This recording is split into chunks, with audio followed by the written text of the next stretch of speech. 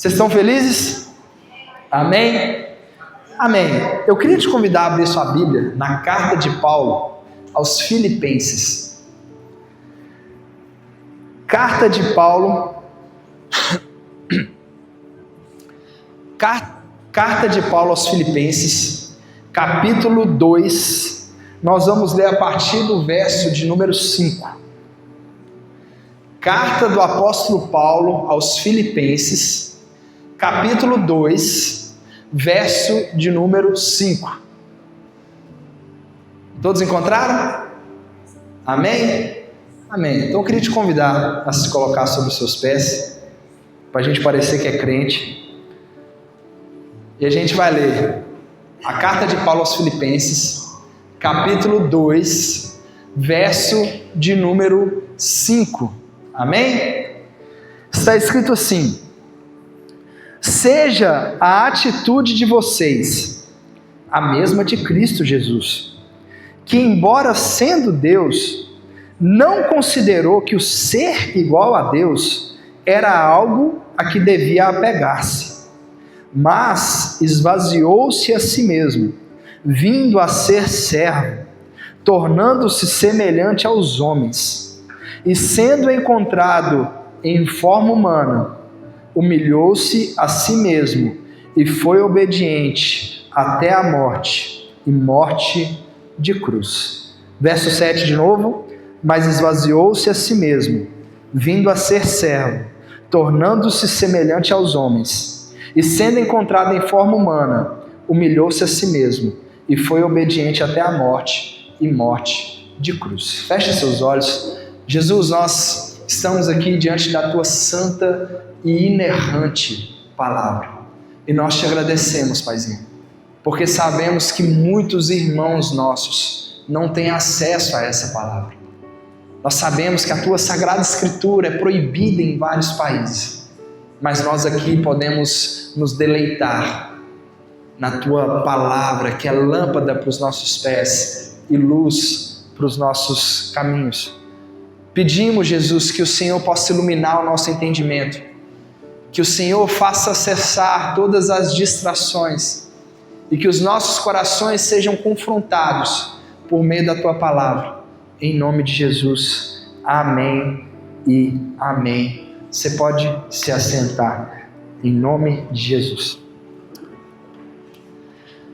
Queridos, existe um termo que foi cunhado, é um termo em alemão. O termo chama Zeitgeist. Não sei se algum dos irmãos aqui já ouviu esse termo e talvez assim ouviu e não faz a mínima ideia do que seja.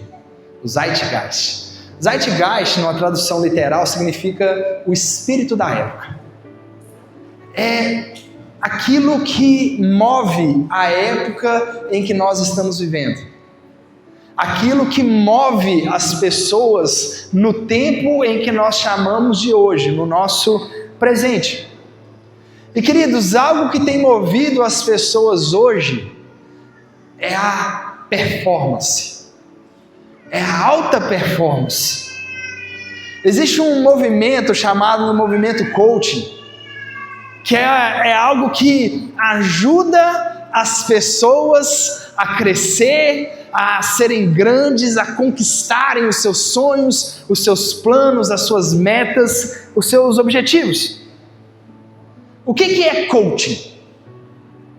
Coaching é um processo de desenvolvimento pessoal, profissional, estruturado, onde um profissional, o coach, ele utiliza técnicas e ferramentas para ajudar o seu cliente, o coach, a maximizar o seu potencial, superar obstáculos e alcançar metas específicas. E hoje a gente tem demais isso. Hoje a gente tem pessoas que ganham muito dinheiro e são especializadas em mostrar como que se chega lá. Existe um livro que foi escrito que é chamado de O Segredo. E qual que é a ideia do livro? A ideia do livro é conter o segredo para que você atinja tudo aquilo que você sonhou. E quem escreveu o livro conseguiu. vendeu um monte de cópia contando qual que era o segredo e ficou rico. Ele conseguiu atingir aquilo que ele queria. Mas, querido, coaching foca em crescimento. E aí, no meio desse momento que a gente está vivendo, algumas igrejas inovaram com o evangelho coaching, com a teologia coaching. E qual que é a ideia? A ideia é usar preceitos cristãos para atingir metas de vida. A ideia é pegar a Bíblia e aplicar a Bíblia na minha vida como se a Bíblia fosse um livro de fórmulas mágicas. E a partir do momento em que eu aplico essas fórmulas mágicas, vai dar certo. E eu vou conseguir chegar aonde eu quero chegar. Normalmente, esse tipo de pensamento transformou Deus numa espécie de escada. Então eu não vou a Deus porque eu quero Deus. Eu vou a Deus porque eu quero usar Deus para que Deus me leve aonde eu quero chegar. E querido, fique à vontade. Se você quiser usar a Bíblia para ter uma vida melhor, se você quiser utilizar a palavra de Deus e aquilo que ela ensina para você conquistar os seus sonhos, os seus planos e desenvolver os seus projetos, fique à vontade. Não existe nada que a Bíblia ensine que se você não aplicar na sua vida não vai melhorar. Isso é uma verdade. O problema é que esse tipo de teologia faz a gente achar que a maior preocupação de Deus com as nossas vidas é o nosso bem-estar. Esse tipo de pensamento faz a gente achar que a grande preocupação de Deus comigo e com você é nos dar uma vida maravilhosa, é nos dar uma vida boa. É esse tipo de evangelho que tem produzido crianças com direito e não adultos com responsabilidade. A gente vem para o culto, a gente faz tudo aquilo que a gente acha que tem que fazer e no fim das contas eu quero receber porque eu fiz aquilo que me mandaram fazer. Então é meu direito de ser abençoado, é o meu direito de Deus me levar aonde eu quero chegar. Queridos, o culto não é um lugar de crianças com direito, é um lugar de adultos com responsabilidade. Não é um lugar onde a gente vem para ter direito de consumir um culto, é um lugar onde a gente vem para assumir uma responsabilidade de ser abençoador na vida de outros. E queridos, Deus não tem compromisso com o nosso bem-estar. Deus não tem compromisso com a nossa felicidade. Às vezes a gente está achando que Deus tem compromisso com o nosso trabalho, que Deus tem compromisso com o nosso dinheiro, que Deus tem compromisso com o nosso recurso, que Deus tem compromisso de nos fazer feliz a todo custo. Queridos, Deus tem um compromisso com você e com o seu propósito. E se existe algo na sua vida que está te afastando do seu propósito, o Satanás pode trabalhar para isso durar, e Deus pode estar colocando fogo. Tem coisas na sua vida que Deus está pondo fogo e você está achando que é o diabo, você está achando que é o Satanás, e é Deus.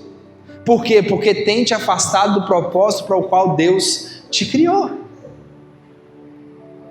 Então, querido, no mundo em que vivemos, os coaches querem te ajudar a chegar no seu propósito. E é aqui que eu entro hoje. Hoje eu quero ser um coach. Hoje eu não queria ser o pastor, eu queria ser o coach.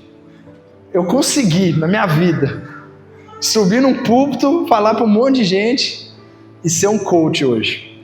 Mas hoje eu quero ser um coach diferente. Eu quero ser o coach do fracasso.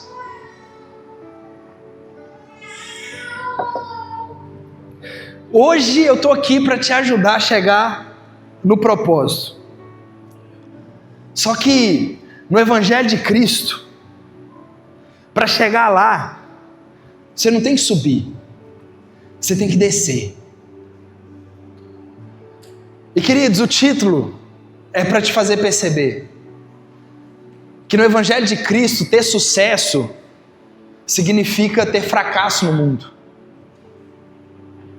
Paulo, aos olhos humanos, foi totalmente fracassado. Foi perseguido, ficou preso, sofreu naufrágio, sofreu chibatada, foi acorrentado, foi amarrado e por fim foi degolado em Roma.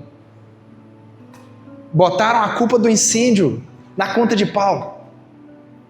Aos olhos humanos, ninguém foi tão fracassado quanto Paulo. Mas aos olhos de Deus, foi um homem quase incomparável. Para o reino de Deus foi um gigante. Então, queridos, eu quero te ajudar a chegar no seu propósito, mas hoje você vai ter que entender. No Evangelho, para chegar lá, a gente não sobe. No Evangelho, para a gente chegar onde a gente precisa chegar, não é uma escada que vai para cima. É uma responsabilidade de ir cada vez mais fundo, de ir cada vez mais embaixo. Então, querido, olha para o texto novamente. Verso 5. Seja a atitude de vocês a mesma de Cristo Jesus. Paulo está fazendo uma convocação. Ele está falando assim: cristãos, filhos de Deus, você que foi tocado pelo Espírito Santo e você que foi transformado, convertido, a sua atitude tem que ser igual à de Jesus Cristo. O seu coração tem que ser igual dele. Aquilo que você faz tem que ser como ele fez. Andar nos passos que ele andou. E aí Paulo vai mostrar qual que foi a atitude de Cristo. Ele, embora sendo Deus, não considerou que o ser igual a Deus era algo que devia apegar-se, mas esvaziou-se de si mesmo. Até aqui, queridos, Paulo ainda não entrou na parte onde nós devemos imitar a Jesus. Por quê? Porque ninguém aqui é Deus, amém? Se tiver, manifesta agora. Tem não, né? Amém. Então ninguém aqui é Deus. Então ninguém aqui precisou abrir mão de ser Deus, porque ninguém aqui é Deus. Ninguém aqui precisou de abrir mão de glória, porque afinal de contas ninguém aqui tem glória nenhuma. Ninguém aqui precisou de se esvaziar, porque ninguém aqui era cheio de nada. Ninguém aqui é Deus. Mas aí Paulo vai mostrar em como nós devemos ser iguais a Cristo. Esvaziou-se de si mesmo, vindo a ser servo. Em outras traduções vai dizer, assumiu a posição de servo. Ele assumiu para si a condição de servo. Queridos, vocês entendem, vocês têm noção que Jesus era Deus e se fez homem e não se contentou apenas em se fazer homem, ele assumiu uma posição de serviço. Existe uma passagem na Bíblia que é uma passagem maravilhosa, onde os apóstolos estão reunidos com Jesus para um último culto, só os 12 e Jesus, um momento de mesa, um momento de unidade, onde Jesus ele vai falar da sua paixão, ele vai falar do seu sofrimento, ele vai falar da sua vocação, do seu propósito. E no meio dessa cena, todo mundo chegou, ninguém lavou os pés. E tinha que lavar os pés. Só que quem lavava os pés eram os servos. E como na mesa de Jesus não tinha um servo, a palavra fala que Jesus se levantou da mesa, tirou a capa. Isso é maravilhoso. Naquela época, quando você ia para algum evento em uma casa judaica, era fácil de identificar um servo. O servo era quem estava sem capa. Estava todo mundo trajado com a sua capinha. O servo não tinha capa, porque ele era identificado. A palavra fala que Jesus tira sua capa, coloca uma toalhinha na cintura e vai lavar os pés dos seus apóstolos. Você imagina que clima que não ficou? Jesus se levantando da mesa, tirando a capa. Na hora que Jesus tirou a capa, todo mundo já entendeu. Falou, nossa, por que eu não peguei o balde antes? Por que eu não lavei os pés? E Jesus lavou os pés de todo mundo. E mais uma vez, Jesus ficou sem os pés lavados. Mas ali ele está assumindo a posição de servo. Só que antes de voltar para a mesa, o que ele faz? Ele põe a capa de novo, porque ele também é Senhor. Esse Senhor, esse Deus, esse Rei, ele se esvaziou completamente da sua glória e desceu. Aquilo que salva o homem não é alguém subindo, mas é alguém descendo, assumindo uma posição de servo. Jesus assumiu para ele essa posição de servo, tornando-se semelhante aos homens.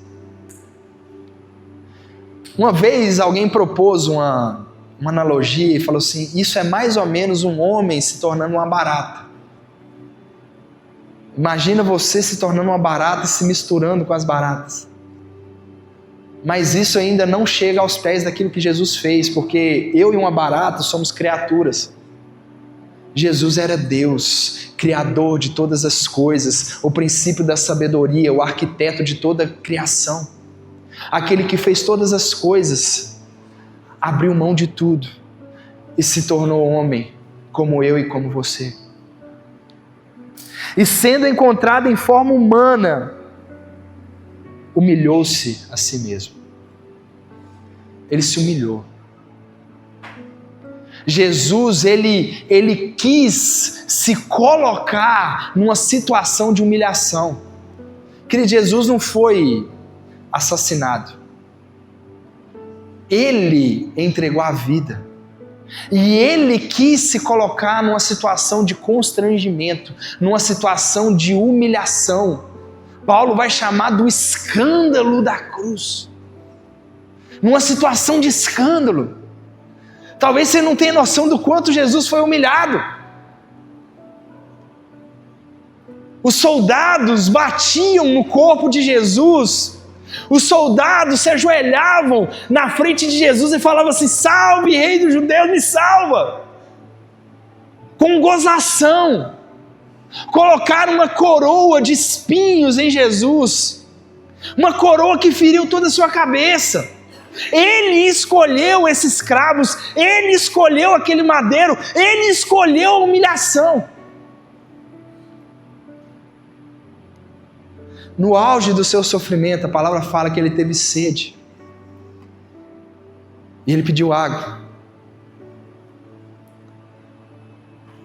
Eles falam que pegaram uma espécie de esponja, colocaram num graveto e deram para Jesus beber.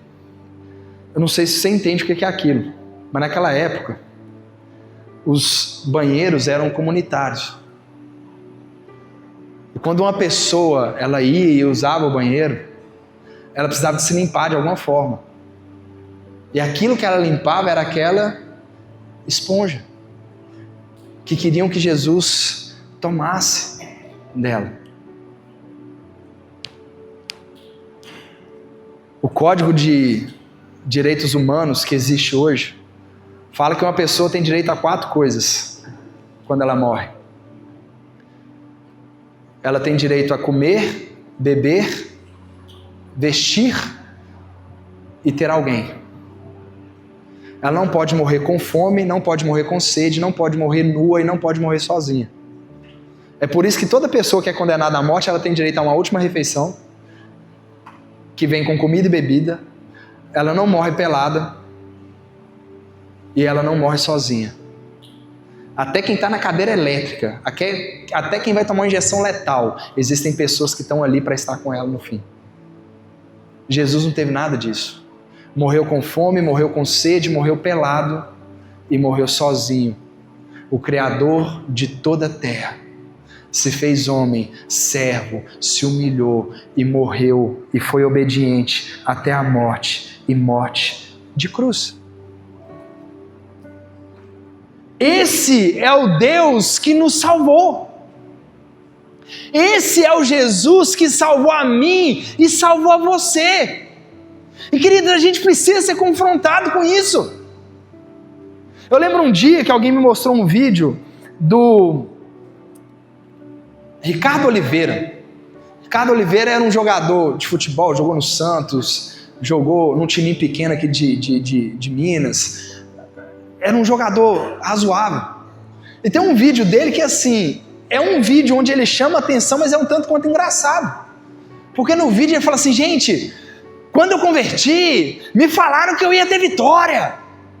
Me falaram que eu ia ser o vencedor, que eu ia crescer, que eu ia subir, que eu ia ganhar, que eu ia ser o maior. Mentira! E é verdade.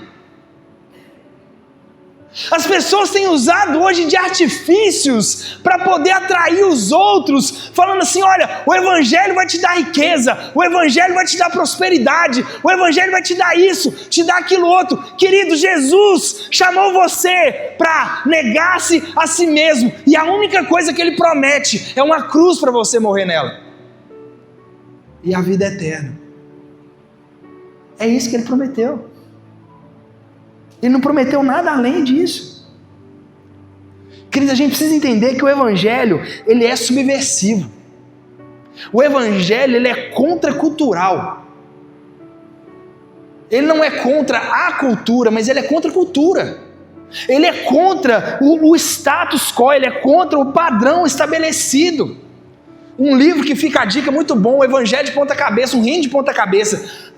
O reino de Deus é um reino de ponta cabeça. No Evangelho de Cristo, o menos é mais. No Evangelho de Cristo, o líder é aquele que serve e que se faz o menor de todos. No Evangelho de Cristo, o pobre é rico, o louco é sábio. No Evangelho de Cristo, o último é o primeiro, e o forte é fraco. No Evangelho de Cristo, o grande é pequeno, e quem perde é que ganha. Quem chora é que ri, e no Evangelho de Cristo, quem morre é que vive para sempre. Ele não é como o que o mundo ensina. Na realidade, querido, subversiva do Evangelho é dando que se recebe. É melhor dar do que receber. Aonde? Onde que é melhor dar do que receber? No Evangelho. Eu sei, queridos, que nós temos sido treinados a ganhar, a reter. Por isso que muitas vezes a igreja tem se tornado um lugar onde a gente vai para consumir algo. E quando a gente chega e não gosta do que a gente consumiu, a gente procura um outro lugar. E a gente vai e se alimenta até o dia que a gente não está mais satisfeito, e aí a gente procura um outro lugar, porque a gente acha que igreja é um lugar para a gente consumir, mas não é. Igreja não é um lugar onde você vai consumir um culto, igreja é um lugar onde você vai prestar um culto ao Senhor. A gente acha, queridos, que sucesso para a gente é retenção, é o quanto que nós estamos recebendo, mas veja, sucesso para Cristo foi medido pelo nível do seu esvaziamento. O auge do sucesso de Jesus, o auge da glória de Jesus, foi o seu momento mais esvaziado de poder. Foi numa cruz, morrendo por mim e morrendo por você, cumprindo o propósito para o qual ele veio. A glória, queridos, na nossa vida está no cumprimento do propósito. A glória nas nossas vidas está quando nós estamos cumprindo aquilo que Deus nos chamou para fazer. Queridos, se a ideia do coaching é te levar a um lugar, e normalmente é um lugar alto, um lugar power, megazord, poderoso, águia só anda com águia. Ainda bem que Jesus não pensava assim. Porque Jesus era o falcão mais bruto que já passou na terra, que não tinha comparação com ninguém. Não ia andar com ninguém. Jesus quis andar com os piores que tinha. Se a ideia coach é te levar a algum lugar, A ideia do Evangelho também é te levar a um lugar, mas não é um lugar acima, é um lugar abaixo. Não é um lugar onde você se torna o mais forte, mas é um lugar onde você assume a posição de ser o mais fraco. Não é um lugar onde você se torna grande demais, mas é um lugar onde você se torna o menor de todos, o mais fraco de todos, o mais carente de todos, o mais humilde de todos. Bem-aventurados humildes de espírito, bem-aventurados fracos, bem-aventurados os que choram, bem-aventurados pequenos.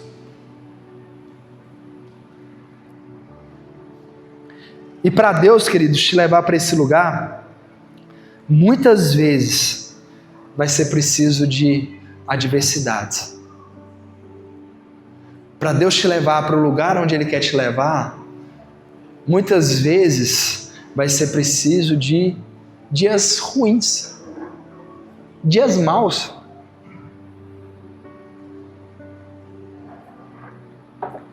Queridos,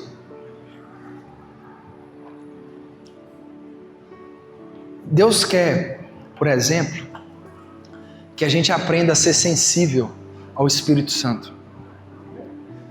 E Deus quer que nós sejamos tão assim com o Espírito Santo, tão carne e unha, que o Espírito Santo governe tanto as nossas vidas, que Deus nos permite passar por situações ruins. Você que está aqui, homem, deixa eu te falar um negócio. Você não precisa do Espírito Santo para amar a sua esposa se ela for perfeita. Se a sua esposa for 100%, for boa e nunca errar, você não precisa do Espírito Santo para amar ela, não. Mas se a sua esposa não vale nada, não presta, porqueira, aí você precisa muito do Espírito Santo. Aproveita enquanto a sua esposa é ruim para você amar ela, porque esse é amor.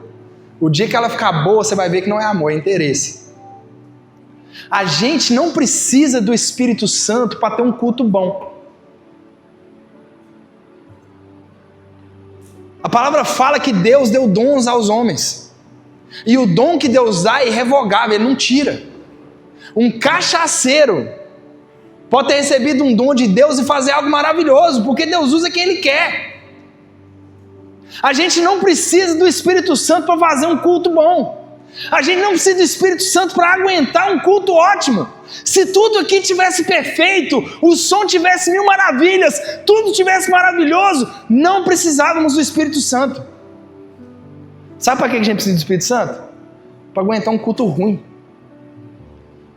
O dia que o louvor é ruim, o dia que a palavra é ruim, o dia que os meninos estão tudo fazendo bagunça e que está tudo zoado, ainda assim você sai daqui edificado? Porque é nesse dia que o Espírito Santo manifesta a nossa vida. Se tiver tudo perfeito, quer dizer, a gente não precisa do Espírito Santo, não. Mas porque as coisas não são perfeitas, o Espírito Santo vem sobre nós. Se os seus irmãos fossem perfeitos, maravilhosos, você não precisava do fruto do Espírito. Sabe por que você precisa do fruto do Espírito? Sabe por que você precisa de amor, paz, mansidão, longanimidade, bondade, benignidade, domínio próprio? Sabe por quê? Porque os seus irmãos não valem nada. E nem você vale nada. E você que está aqui dentro e é mulher, você pensa assim, cara, tem dia que nem eu me aguento. Eu não sei como que meu marido me aguenta às vezes. O dia que vem a TPM e você fica assim, querendo matar ele, só porque ele respirou do seu lado. Os maridos que estão aqui sabem, né? Depois que você casa, você descobre que você respira errado, anda errado, assiste televisão errado, toma água errado, pintei o cabelo errado, você faz tudo errado. No dia da TPM a gente sabe mais disso ainda, que está tudo errado. Mas, queridos, a gente precisa do Espírito Santo para as nossas relações, para os nossos relacionamentos. Então, queridos, o Evangelho e Deus nos leva a um lugar onde a gente vai diminuir. E para Deus nos levar para esse lugar, Ele vai nos fazer passar por adversidades. Por isso que Tiago, na sua carta, ele começa a sua carta dizendo assim: meus irmãos. Meus irmãos, olha o que... Gente, Tiago é doido. Olha o que Tiago vai falar. Meus irmãos, considerem motivo de grande alegria sempre que passarem por qualquer tipo de provação. Fala assim, gente, por que alguém em sã consciência vai achar que provação é algo pelo qual nós deveríamos nos alegrar? Por que alguém em sã consciência vai achar assim, nossa, o carro furou o pneu e estragou o motor ao mesmo tempo, e eu estava precisando de fazer uma viagem do nada, e eu nem tenho dinheiro, o carro pifou todo. Estava tudo bem no meu serviço, até que entrou um filisteu incircunciso lá, e agora eu estou sendo perseguido, estou igual o Valdomiro, estou sendo perseguido, estão querendo me caçar lá no serviço, lá na minha faculdade começou a dar tudo errado, e Tiago está falando assim, olha, considerem motivo de grande alegria. A gente deveria se alegrar no dia ruim, se alegrar com as adversidades, se alegrar com os problemas. Por quê? Pois sabem que quando sua fé é provada, a perseverança tem a oportunidade de crescer. Tiago está falando assim, olha, no dia mau, no dia bom você não precisa ter fé. O dia tá bom, tá ótimo, tá tudo dando certo. Você nem precisa ter fé. Agora no dia mau, no dia que zebra tudo, no dia que seu filho passa mal, o dia que sua sogra infarta, aí não é tão ruim não. O dia que, tô brincando gente, pelo amor de Deus. O dia que acontece alguma tragédia na sua casa, na sua família, na sua vida, no dia de angústia, a sua fé é provada. E a sua perseverança, ela tem a oportunidade de crescer. É interessante, queridos, que todo mundo conhece aí uma tia do coque. Aquela tia que assim não larga Jesus por nada. Aquela tia que é tão apaixonada por Jesus, que ela vê Jesus em tudo, ela vê um pombo pousando na árvore, ela fala que o Espírito Santo e tudo para ela é Jesus, e ela não troca Jesus por nada, e no dia do velório dela, junta todas as tias do coque, parece assim que faz uma multiplicação de tia do coque, e junta todo mundo lá e canta, segura na mão de Deus e vai. Sabe o que todas essas têm em comum? Duas coisas. Normalmente, uma vida atribuladíssima. Normalmente o marido é cachaceiro, cheio de problema. Minha avó era uma dessas tias do coque. Meu avô não valia nada. Cachaceiro, traiu ela, chegava alcoolizado em casa, quase matou um filho. Normalmente são mulheres de dores. Mas que tem uma fé que você fala assim, meu Deus, eu queria ter uma fé dessas. Mas por quê? Porque estão sendo exercitadas na sua fé constantemente. Constantemente. No verso 4, Tiago diz assim, e é necessário que ela cresça, ela que? A perseverança. Pois quando estiver plenamente desenvolvida, vocês serão maduros e completos, sem que nada lhes falte. Queridos, Tiago aqui, ele está falando de algo que é antifrágil. Eu já falei isso aqui uma vez. O que é algo antifrágil? Algo antifrágil é algo que quanto mais apanha, mais ele cresce. Então você aí, por exemplo, se você fizer assim com o seu braço, você vai ter aqui algumas células de músculo. Tem gente que vai ter mais, outros menos, tem uns que se enfiar uma agulha atravessa. Tem uns igual o meu, assim, que tem mais pele do que músculo. Mas sabe como que cresce uma célula de músculo? Você precisa de levar ela ao extremo, mas tão ao extremo que você vai machucar. Você vai microlesionar essa célula. E aí essa célula vai entender que ela precisa ficar mais forte para aguentar aquilo que você está querendo fazer. E aí ela vai vir maior. Ela é antifrágil.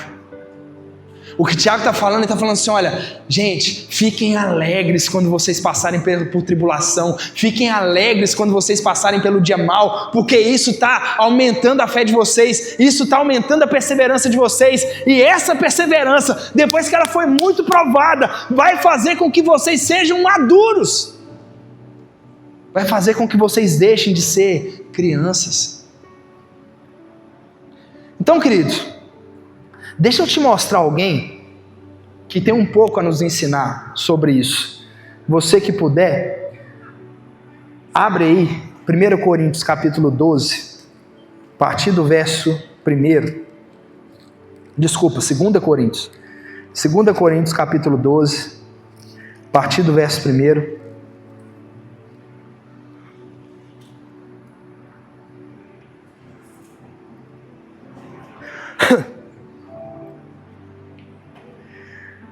Está escrito assim: é necessário que eu continue a gloriar-me com isso, ainda que eu não ganhe nada com isso, passarei as visões e revelações do Senhor.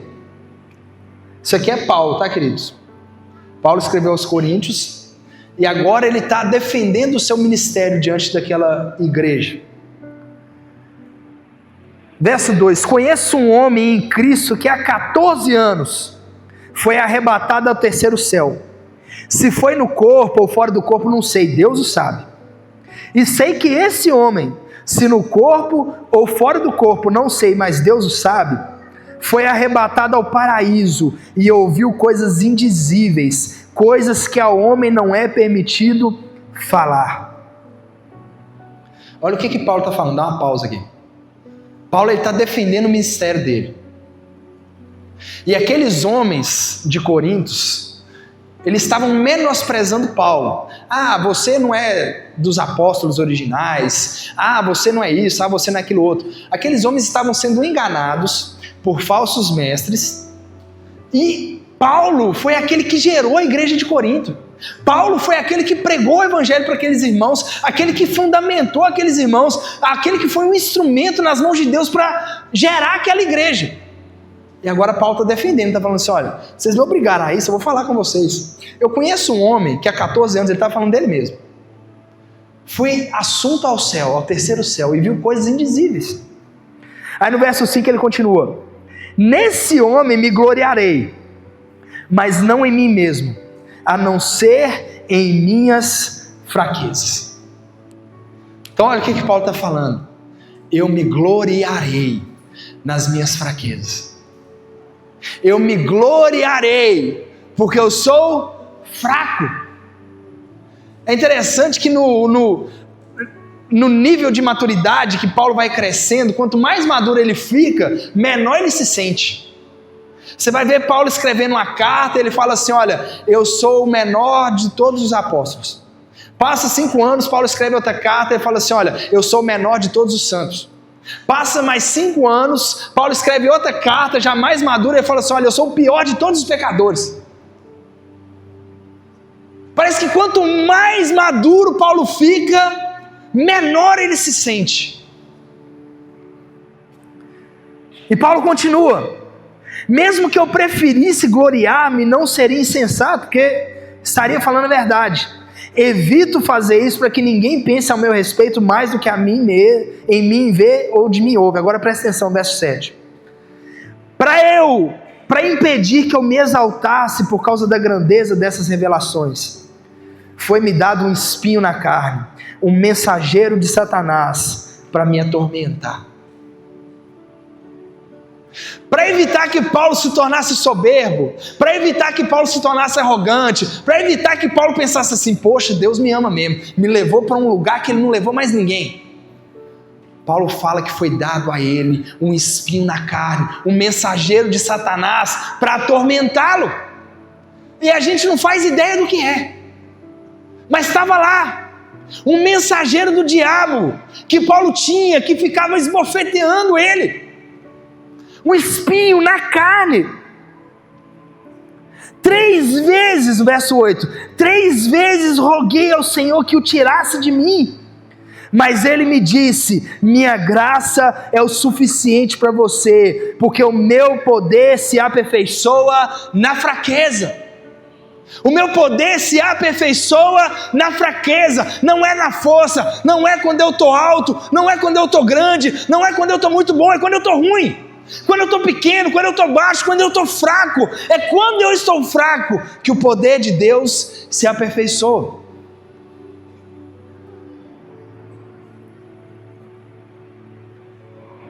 Portanto, eu me gloriarei ainda mais alegremente em minhas fraquezas, para que o poder de Cristo repouse em mim.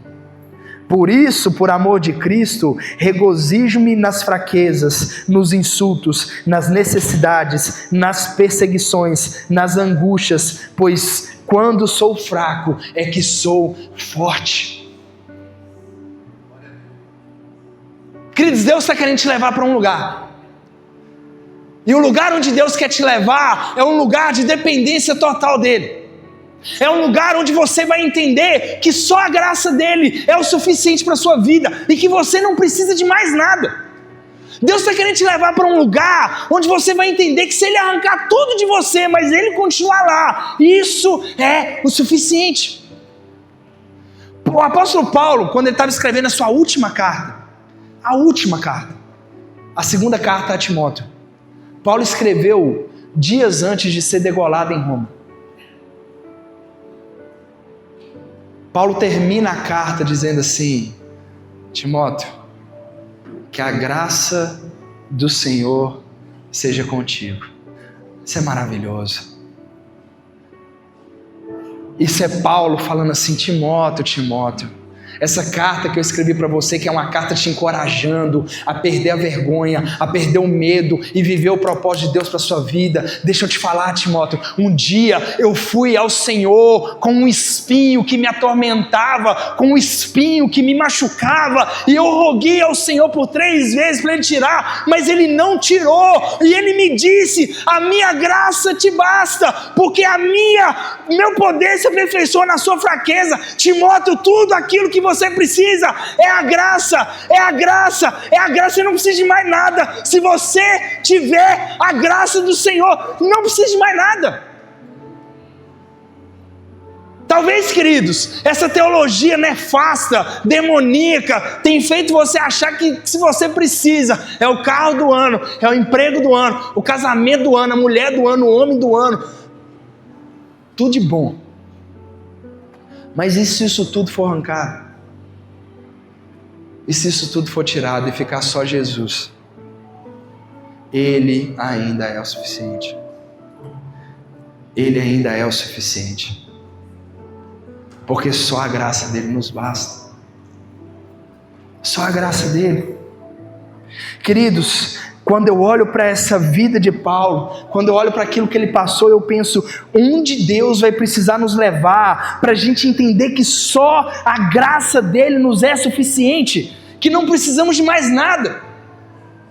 Onde Deus vai precisar nos levar, o que Deus vai precisar nos permitir passar, para que a gente entenda que nós não precisamos de mais nada, que só a graça dele é o suficiente.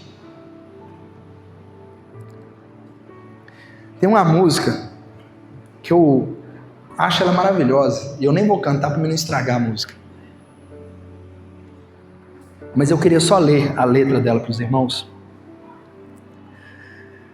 A música fala assim: todos os dias minha beleza será, todos os dias a minha riqueza será, todos os dias a minha glória será o Senhor, será o Senhor. Se eu perder tudo que eu tenho aqui, me alegrarei, pois eu sei, tenho a Ti. Me prostro ao chão para agradecer o Teu amor por mim, Tua graça sobre mim. Se eu perder tudo que juntei aqui, me lembre só mais uma vez, tenho a Ti. Me prostro ao chão para agradecer o Teu amor. Vou para o chão para agradecer o Teu amor. É graça que me acaba, e depois que eu juntei tanto, e depois de tantas vezes, é graça que acaba e destrói. Não fica nada, só a graça. Só a graça, querido. Tudo aquilo que nós precisamos, tudo aquilo que o nosso coração mais é carente, é da graça do Senhor. O lugar mais alto que Deus quer te levar é aos pés dele. Talvez você já ouviu muitos coaches do sucesso te falando que você precisa de um lugar alto, que você precisa de estar entre os grandes, que você precisa de fazer coisas incríveis. Queridos, Deus não está querendo que você faça coisas grandes. Deus está querendo que você tenha um coração grande para fazer coisas ordinárias, coisas pequenas.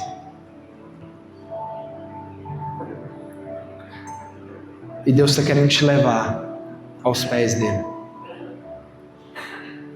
O lugar mais alto que Deus quer te levar é aos pés dele, totalmente entregue, totalmente dependente, totalmente carente da presença dele e da graça dele. E se para te levar para esse lugar ele precisar de te moer, ele vai moer.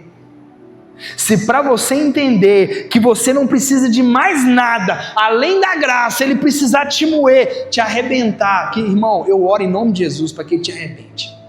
Eu oro em nome de Jesus para que ele te pegue na curva. Pastor, não fala isso não, queridos, eu oro isso para mim. Enquanto o Rominho estava ministrando aqui hoje, eu estava orando, falei, Senhor, me pega, me arrebenta. Se o Senhor precisar de fazer comigo o que o Senhor fez com Jacó, e tocou na coxa dele, deslocou a coxa dele, e ele saiu do vale mancando, mas saiu mudado para Israel, pai de multidões, alguém que estava sim com o Senhor, alguém que foi transformado pela tua presença. Deus pode pegar a coxa, pega as duas pernas, pega o que o Senhor quiser. Jó, um dia ele teve tudo tomado pelo Senhor. Tudo. Você perdeu a mega da virada, achou que perdeu grande coisa? O Jó perdeu os filhos, a casa, as posses, os bens, perdeu tudo. E no final ele falou assim, Deus, eu só te conheci de ouvir falar, mas agora os meus olhos te veem. Queridos, isso é Jó falando assim, Deus, eu passaria por tudo de novo para eu ganhar o que eu ganhei, porque eu só te conhecia de ouvir falar, mas agora eu te conheço porque os meus olhos contemplaram a ti, agora eu ando com o Senhor, agora eu sei quem o Senhor é de verdade, agora eu tenho intimidade com o Senhor. Queridos, o que Deus mais quer não são filhos ricos nessa era, mas na era que há de vir. Não são filhos que pareçam com o mundo, mas com seu Filho Jesus Cristo, Rei dos Reis e Senhor dos Senhores.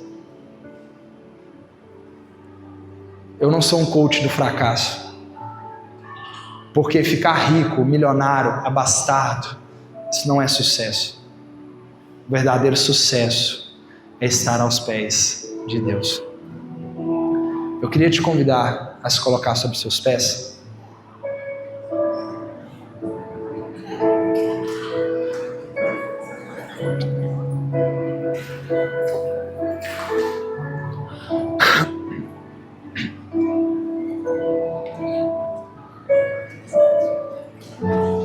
Querido,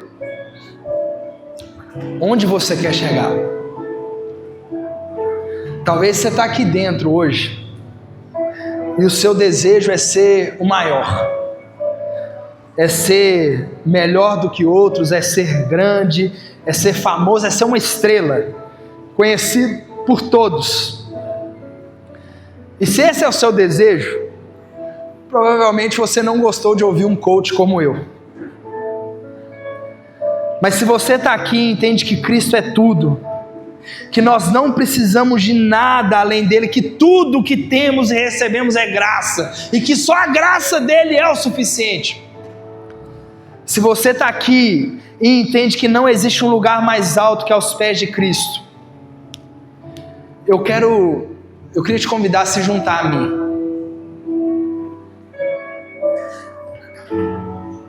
A gente vai ter um tempo aqui agora, queridos, a gente vai estar orando. Se você entende, queridos, que o seu lugar é aos pés de Cristo, se você entende que o lugar que você mais anseia, o lugar que você mais deseja, o lugar que você mais quer, não é o topo da montanha, mas é os pés do Rei dos Reis e Senhor dos Senhores, eu queria te convidar a se achegar aqui na frente. Escolhe um lugar aqui. Hoje eu não vou orar por você, hoje ninguém vai orar por você, mas hoje o Espírito Santo me incomodou sobre nós termos um tempo de nos prostrarmos diante do Senhor. O Senhor quer nos levar não para a montanha mais alta, mas Ele quer nos levar para a rocha inabalável. Ele quer nos levar para um lugar de intimidade. Ele quer nos levar para um tempo onde nós vamos descansar aos seus pés.